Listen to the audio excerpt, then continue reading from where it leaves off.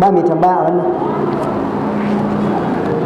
To kamar yadda muna karatu kuma shi ma a cikin littafin al-huruful hijaiya li ta'lim al-qira'at al-arabiyya na Idadu Ahmad Adam Muhammad al-Aujawi. A darasin mu na baya na wancan mako na sama mun gama wato al-huruful hijaiya da tanwini, harfofin hijaiya wanda aka musu tanwini. Mun yi an, in, un kamar yadda yake, muka kuma ce duka waɗannan tanwinai ɗin da ka gansu a suna nan ne a cikin abin da ya shafi fata guda biyu, a kisra guda biyu, damma guda biyu, nunun ɗin. Shi yasa an kace san, sin, sun, dan, din, dun, da ka je nunun, amma nunun ɗin baya nan a rubuce amma na a furuci.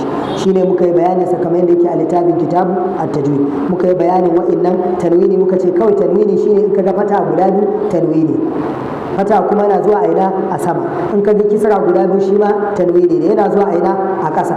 In ka ga damma guda biyu shi ma tanwini ne, yana zuwa a ina a sama.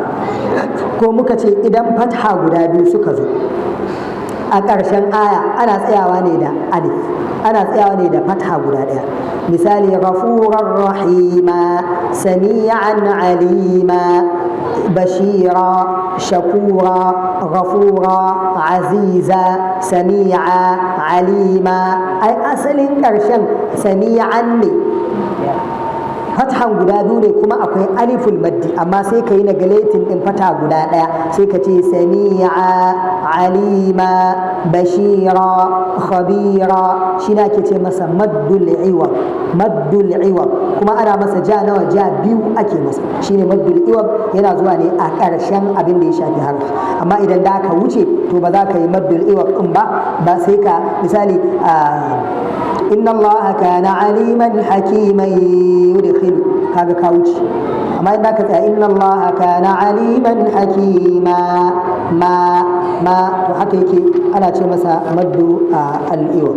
To mun yi dama mai fatha ko mun yi a ba ta ko ba mu yi shi ba, mun yi kuma mai kisra, mun yi mai damma, mun yi mai fatateni, mun yi mai kisrateni, mun yi mai dammateni. To kafin mu shiga bayani akan sauran na gaba kuma in muka bar shi mako mai zuwa idan muka zo Allah ya ba mu dama sai mu ɗauko da mai fatha da mai kisra da mai damma, duk da mun yi a i u ba bi bu ta titu mun yi su, amma za mu ɗauko muka ce a sai mu ce in, sai mu ce bun, mu haɗa dai tsakanin mai fatha da kuma mai kisra da mai damma da kuma mai tanwini, mu cakuɗa su waje guda sai mu karanta su, mu ga za mu iya karanta su a haka ko kuma shi ma ba za mu iya karanta ba, sai mu ga me za mu yi.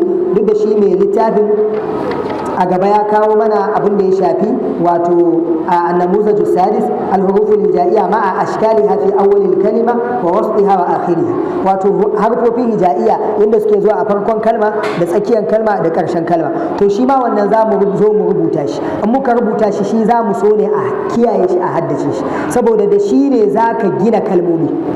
Saboda a cikin littafin a gaba ya kawo yadda gashi yana kawo mana abubuwan, sai ya kawo harafi kaza ya sa plus kaza plus kaza, idan ka hada dai baka kaza.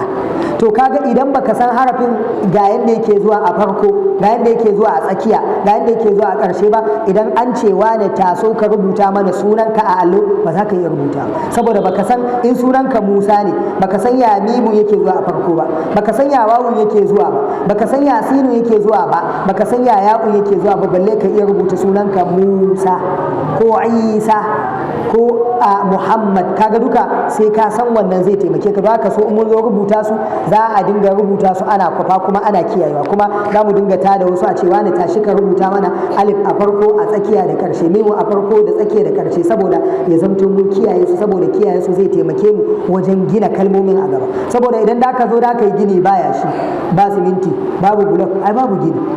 Uwa uba ma a ce ba fili, ko a ce akwai fili baya shi, babu siminti ba, kaga ai ba gini, ko da akwai filin kuwa.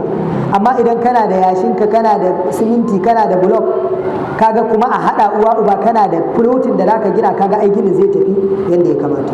To insha Allah mun zo a wannan mako mai zuwa sai mu yi wannan.